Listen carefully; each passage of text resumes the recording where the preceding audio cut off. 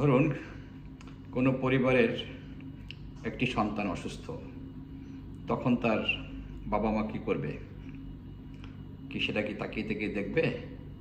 ন, তাকে চিকিৎসার জন্য ডাক্তারের কাছে নেবে এবং সঠিক ডাক্তারের কাছে নেবে।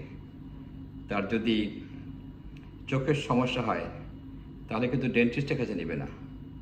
চোখের সমস্যা হলে সে একজন চোখের ডাক্তারের কাছে তাকে নিয়ে যাবে এবং ডাক্তার কিন্তু রোগী পেয়েই কিন্তু সে চিকিৎসা করবেন না।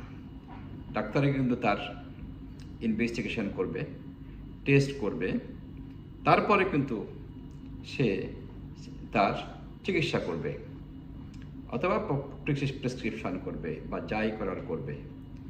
তো সব কিছুর তো একটা সিস্টেম আছে, নিয়ম আছে। তো এরকম যদি রাষ্ট্র যদি অসুস্থ হয় তখন কি হবে? রাষ্ট্র অসুস্থ হইলে কিন্তু একটা পরিবার অসুস্থ, পরিবারের সন্তান অসুস্থ হইলে কিন্তু তার প্রভাবটা পুরো পরিবারের উপরে পড়ে। আবার রাষ্ট্র যদি অসুস্থ হয় তার কিন্তু প্রভাব পুরা রাষ্ট্রের জনগণের উপরে পড়ে। তো এইভাবে পুরো জনগণ যদি এভাবে উপরে বিরূপ প্রভাব পড়ে বা জনগণ যদি রাষ্ট্রের অসুস্থ হওয়ার কারণে জনগণ অসুস্থ হয়ে যায়, তাহলে কিন্তু রাষ্ট্রের উন্নতি অগ্রগতি থমকে দাঁড়ায়। আজকে আমি পরিবেশ দূষণ নিয়ে কথা বলবো। গত এপিসোডে এই পরিবেশ দূষণ নিয়ে কথা বলেছি, আজকেও বলবো। আসুন, তার আগে আমার সেফটি ফার্স্ট চ্যানেল থেকে আপনাদের সকলকে শুভেচ্ছা ও স্বাগত জানাচ্ছি। যা বলছিলাম, পরিবেশ দূষণ এটা কিন্তু একটা মনুষ্য সৃষ্ট একটা দুর্যোগ। যে দুর্যোগটা মানুষ সৃষ্টি করতেছে, সেই দুর্যোগ থেকে অব্যাহতি পাওয়ার ক্ষেত্রে সেই মানুষকেই আগে আসতে হবে। পরিবারের যেরকম অভিভাবক এগিয়ে আসেন তার সন্তানের অসুস্থতার সময়, তেমনি রাষ্ট্র যখন অসুস্থ হবে, রাষ্ট্রের পরিবেশ যখন অসুস্থ হবে, রাষ্ট্রের বায়ু যখন দূষণ হবে, রাষ্ট্রের পানি এবং নদী সমুদ্র যখন দূষণ হবে, তখন কিন্তু যারা রাষ্ট্রের অভিভাবক তাদেরকে এগিয়ে আসতে হবে। গত এপিসোডে বায়ু দূষণ নিয়ে আমি কথা বলেছি। যখন আমি কথা বলেছিলাম বায়ু দূষণ নিয়ে, তখন কিন্তু ঢাকা শহরের বায়ু দূষণের মাত্রা ছিল 500-র উপরে, মানে 301-এর উপরে যদি যায় বায়ু দূষণের মাত্রা, তাহলে সেটা কিন্তু দুর্যোগপূর্ণ অবস্থা চলে যায়। আর যদি সেটা 300-র মধ্যে সীমাবদ্ধ থাকে, তাহলে সেটাকে বলা হয় খুবই অস্বাস্থ্যকর পরিবেশ বা বায়ু দূষণের মাত্রা খুবই অস্বাস্থ্যকর। তো গত কয়েকদিন আমরা ঢাকা ফলো আপ করছি বায়ু দূষণের ব্যাপারটা, পত্রপত্রিকায় আসছে। গত কয়েকদিনের যে আমরা ডাটা পাচ্ছি, সেখানে বায়ু দূষণের মাত্রা পাওয়া যাচ্ছে 295, মানে 300-র কাছাকাছি। তো এই অবস্থায় গেলে সেটাকে বলা হয় খুবই অস্বাস্থ্যকর। আমাদের জানতে হবে যে যখন এই বায়ু দূষণের মাত্রাটা মেজার করা হয়, কি মেজার করা হয়, কখন সেটা বায়ু দূষণ হয়? বায়ুতে যখন পার্টিকুলেট ম্যাটার PM এর মাত্রা 2.5 মাইক্রন, যে ধূলি কণা বা ধোঁয়ার কণা, তার সাইজ যখন 2.5 মাইক্রন অথবা তার উপরে হয়, তখন সেটাকে কিন্তু বায়ু দূষণের মাত্রায়, বায়ু দূষণের মধ্যে পড়ে। তো এইরকম 2.5 মাইক্রন বা তার উপরের সাইজের যে ধূলিকণা, সেখান থেকে কিন্তু এই ইন্ডেক্সটা বের করা হয়। তো 295, 300 যখন কাছে যাচ্ছে তখন কিন্তু এই দূষণকে বলা হচ্ছে খুবই অস্বাস্থ্যকর। তার মানে কি আপনার সন্তানটি কিন্তু খুবই অস্বাস্থ্যকর অবস্থা আছে, তখন আপনি কি করবেন? কি বসে থাকবেন? না, তাকে নিয়ে কিন্তু দ্রুত আপনি তার চিকিৎসার জন্য, তার নিরাময়ের জন্য আপনি হসপিটালে দৌড়াবেন, ক্লিনিকে যাবেন, ডাক্তারের কাছে যাবেন। তো তাই বলছিলাম, এই যখন অবস্থা যে খুবই অস্বাস্থ্যকর অবস্থা বা দুর্যোগপূর্ণ অবস্থা যদি 301-এর উপরে চলে যায়, তখন আমরা কি করছি বা আমাদের কি করণীয়, দেশের সরকারের কি করণীয়, সে ব্যাপারে কিছু আলোকপাত করব। যদিও কিন্তু আমরা কোনো অ্যাকশন কিন্তু লক্ষ্য করছি না।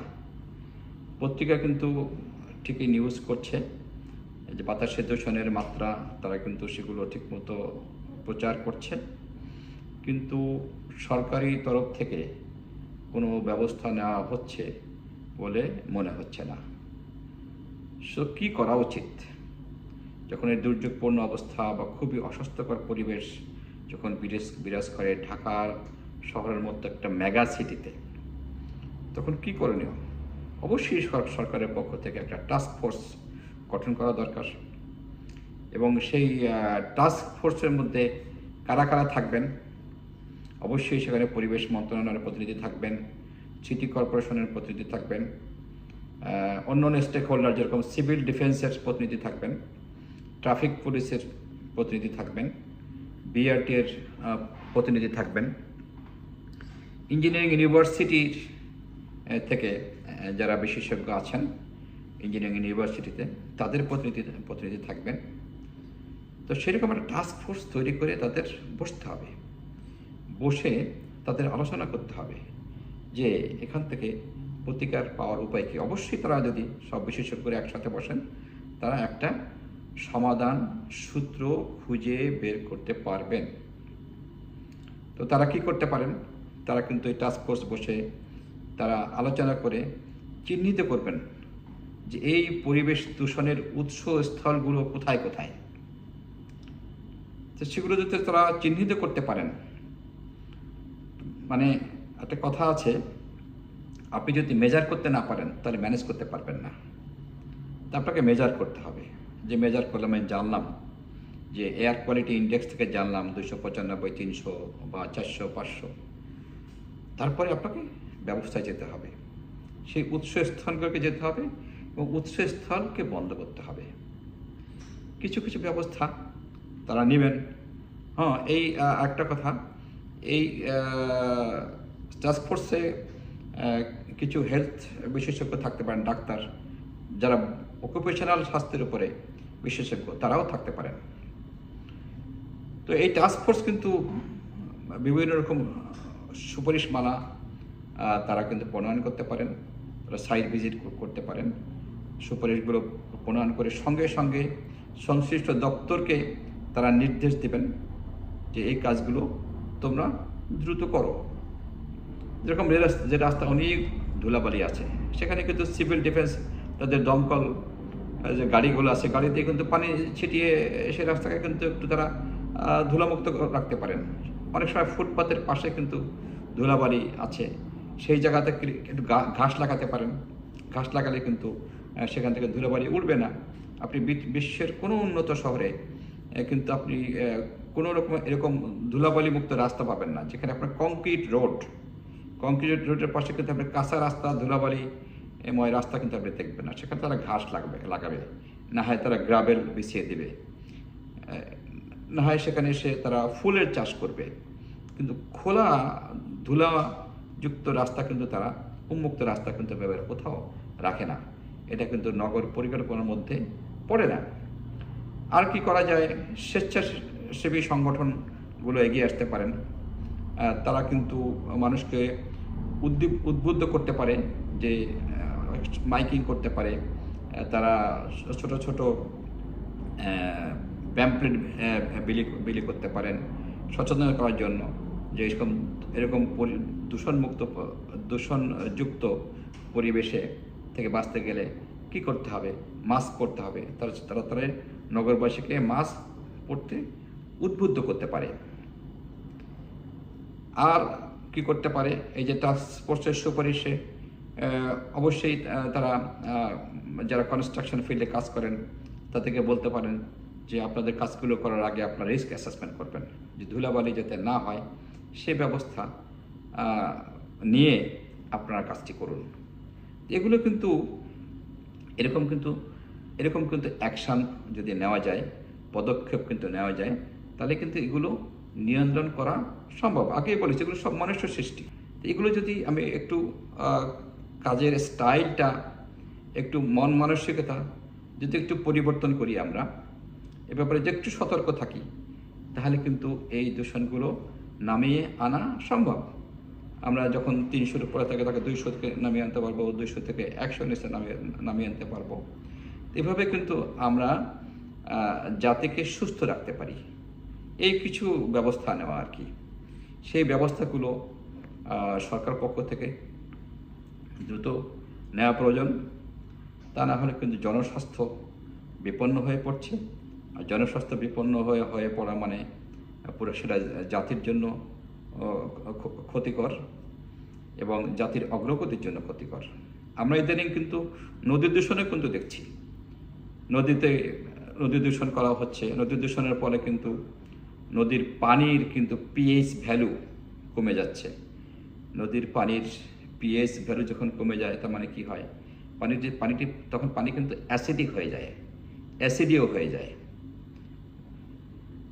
তার মানে আর পানিতে যখন অ্যাসিডিও হয়ে যায়, অ্যাসিড পরিমাণ বেড়ে যায়, তখন কিন্তু সেখানে কিন্তু আর নদীতে যেসব আমাদের মাছ টাছ থাকে সেই সব কিন্তু মারা যাবে এবং মারা যাচ্ছে। আমরা কিন্তু এই খবরগুলো আমরা পাচ্ছি যে অনেক নদীতে পানি, বিশেষ করে এই শীতকালে পানির দূষণের কারণে মাছ মারা যাচ্ছে। দূষণ মানে কি, পানির কিন্তু পিএইচ ভ্যালু আমি কমিয়ে দিচ্ছি। পিএইচ ভ্যালু কমে যাওয়ার অর্থ হয়েছে পানিটা কিন্তু অ্যাসিডে পরিণত হচ্ছে। অ্যাসিড পরিণত হলে কিন্তু সেখানে কিন্তু আর মাছের বসবাসযোগ্য না, মারা যাবে। মানে আমাদের বায়োডাইভার্সিটির ক্ষতি হচ্ছে।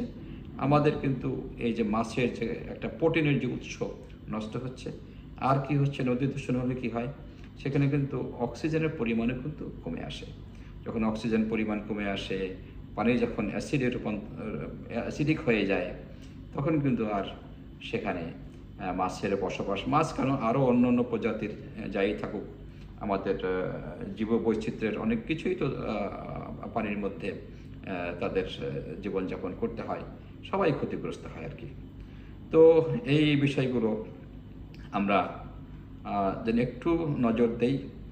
দেশের যারা দায়িত্বে আছেন, সরকারে যারা আছেন, তাদের দায়িত্ব সবথেকে বেশি।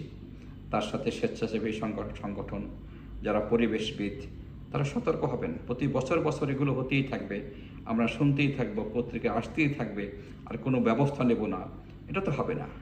আপনি অসুস্থ সন্তান দেখে আপনি ঘুমিয়ে আছেন, বাবা মা কোনো ব্যবস্থা নিচ্ছেন না, তাহলে কি হলো?